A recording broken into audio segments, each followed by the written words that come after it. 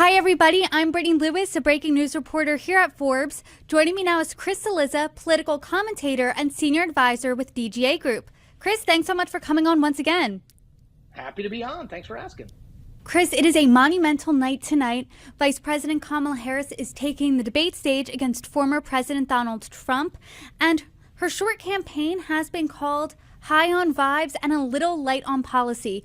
But she is going to be questioned pretty heavily on that policy tonight, and she has been on record changing her positions on a host of issues, like fracking, like the border, even things like banning plastic straws. So how does she defend these shifts? Look, on one level, I understand it, right? A lot of the positions that she took that you just outlined, she took in 2019, and she did so as a California senator, one, but more importantly, as a presidential candidate for the Democratic nomination. If you think back to that time, there was a thinking that a slightly more electable Bernie Sanders was who was going to wind up winning. And I think she was trying to position herself to be that person. Now, obviously, we had COVID and Joe Biden wound up winning, and things went sideways in that regard. But she took a lot of those positions, I think, because she wanted to appeal to the liberals within the Democratic Party. The problem for her now is she doesn't have to win a primary. She's the general election nominee. And in a general election, some of these positions are frankly not particularly sellable. And so I think she has moved for political reasons. The problem, Brittany, from a pure sort of raw politics perspective is that's not a great way to explain your evolving positions to the public. Well, I did it because I was trying to do one thing then and I'm trying to do a different thing now. You need some way of explaining it. I haven't really seen her do that. In the CNN interview, she said, my values haven't changed. That was her kind of response to it. But I don't know. I didn't find that terribly convincing. If you didn't find that terribly convincing, what could convince you and voters tonight? Because one of the issues that she seemed to have shifted the most on is immigration. A CNN investigation found that in 2019, in an ACLU survey, she supported measures like drastically slashing ICE funding, ending ICE detainers, and providing taxpayer-funded gender transition surgeries to detained migrants. And then in a CNN interview last month with Dana Bash, she said this about immigration, quote, "We have laws that have to be followed and enforced that address and deal with people who cross our border illegally, and there should be consequences." The immigration, border security are top issues facing voters. So when she's confronted with this tonight, this topic, how should she defend where she stands now opposed to where she stood then? So I think the smartest thing to do, politically speaking, is say, look, I've had a lot of experience with this issue over the 3.5 or whatever years that I've been vice president. We've tried some things haven't worked.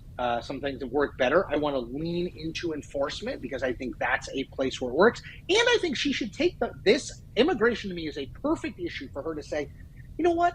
I was Joe Biden's vice president and I followed the policies that he outlined. But I'm running in my own right now. And on immigration, I'm a little bit more conservative than Joe Biden. I think we should do X, Y, and Z. Now, that would serve two purposes. One, it would distance herself from Biden, which I think is important because Joe Biden is still unpopular, right? Still have large numbers of people do not approve of the job he's done, particularly on immigration and the economy. So that's one. Number two, it would give some logic to why her position has changed so drastically on immigration in 5 years. I think people are open to the idea that as I got more information, as I observed what was working and wasn't working, I've evolved. I think you can sell that better than just, well, I said one thing back in the day because I wanted to be more liberal and now I want to be more moderate. Another point, to your point, is how does she shift away from Joe Biden's economy? Because when he was running, that was a weak point for him, a weak point for Democrats. So how does she separate herself when she's number 2 on his ticket and still serving in his administration?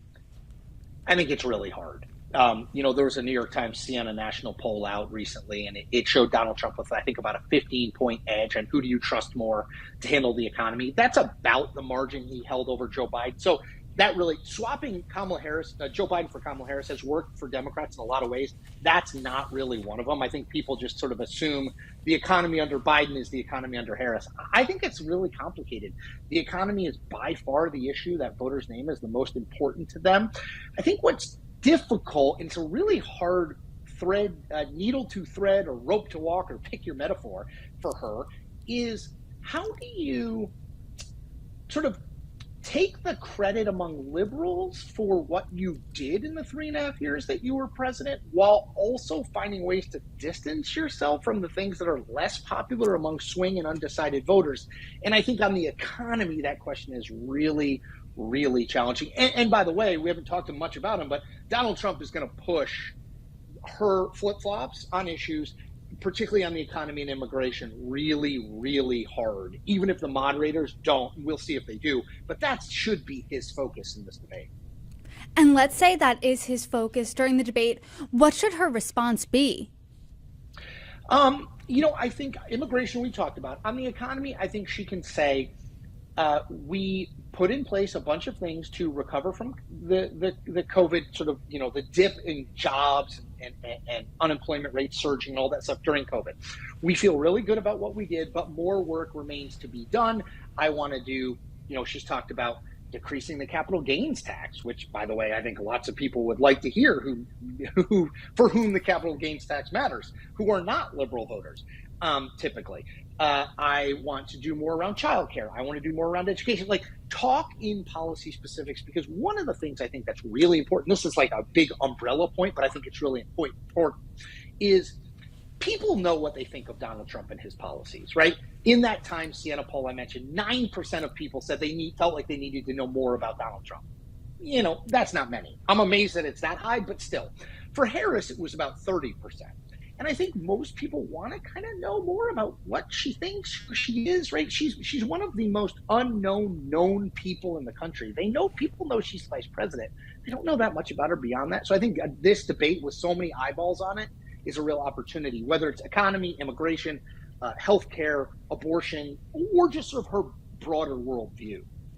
That's a really interesting point, because when she was running for president in 2019, she definitely was running as a more progressive Democrat. Now, especially in that Dana Bash interview, she tried to show herself as a more moderate Democrat. So with all of these shifts over the past 4 or 5 years, I mean, how would you define Kamala Harris as a Democrat, and how important is tonight in her defining herself?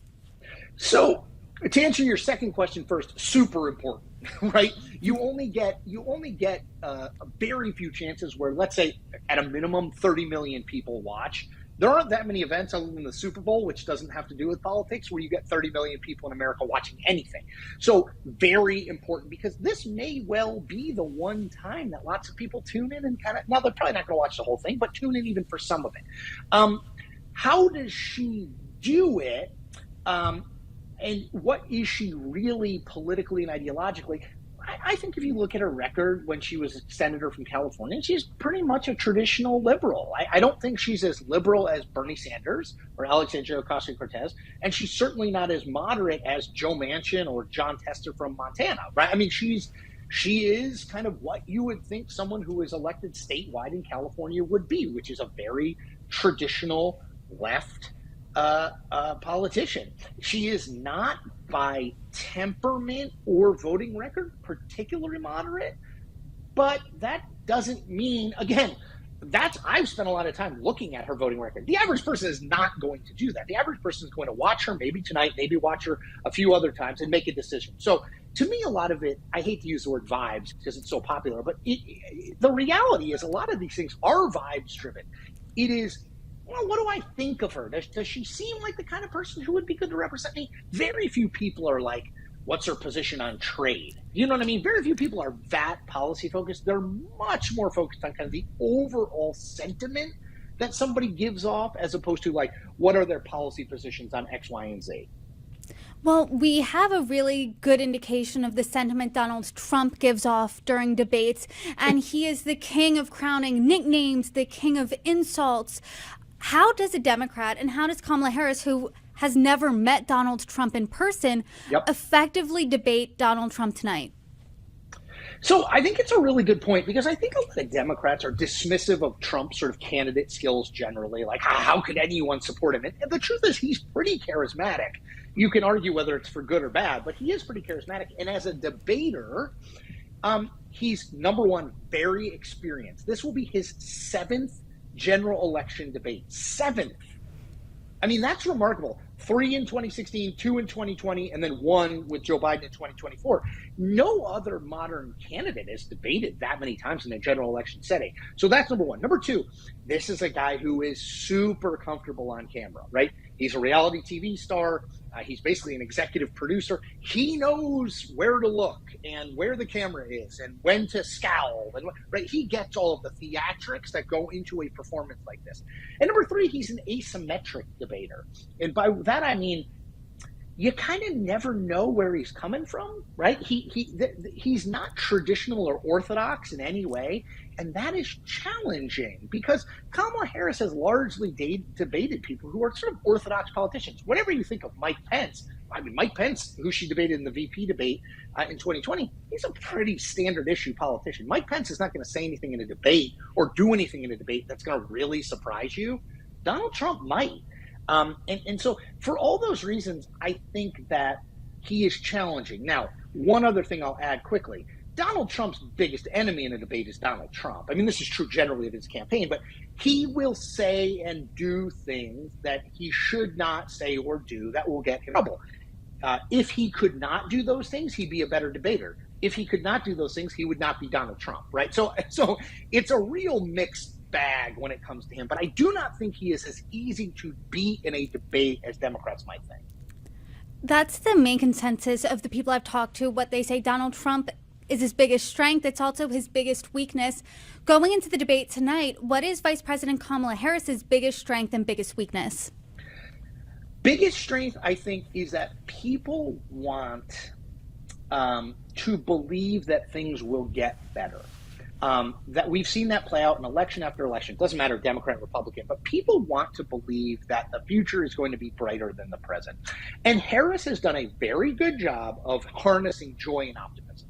So I think she needs to stay on that road. Now, in contrast, Trump's vision and tone and tenor is very dark. I was actually just going through a speech he gave in Wisconsin over the weekend where he basically predicted that if he loses, we will be in World War III, a recession, Israel will fail to exist, and democracy may fail to exist. Just those four things. So, I mean, he has a much darker vision. So I think that is a strength for her. Focus on your positive vision for the country, because I still believe those undecided voters, and there aren't many of them, but those undecided voters, that's what they want to hear. Her weakness, she hasn't done it before, right? I mean, I always say the first time I was ever on TV, I was super nervous. The 100th time I was on TV, I was a lot less nervous. It's the same thing. Now, she's been in a VP debate, but she's never been in this debate with these stakes against this guy. And so, sure, I mean, I think anyone who's not done it before, I think, is going to be a little rough around the edges. My guess is she probably starts a little slow because of that. We'll see if she picks up. But I think and she can't control that, obviously. I mean, you can do lots of practice debates, but until you're in it, you haven't had that experience. Chris Cillizza, per usual, I appreciate your insights. I appreciate the conversation today. Thanks so much for coming on. As always, thank you for having me.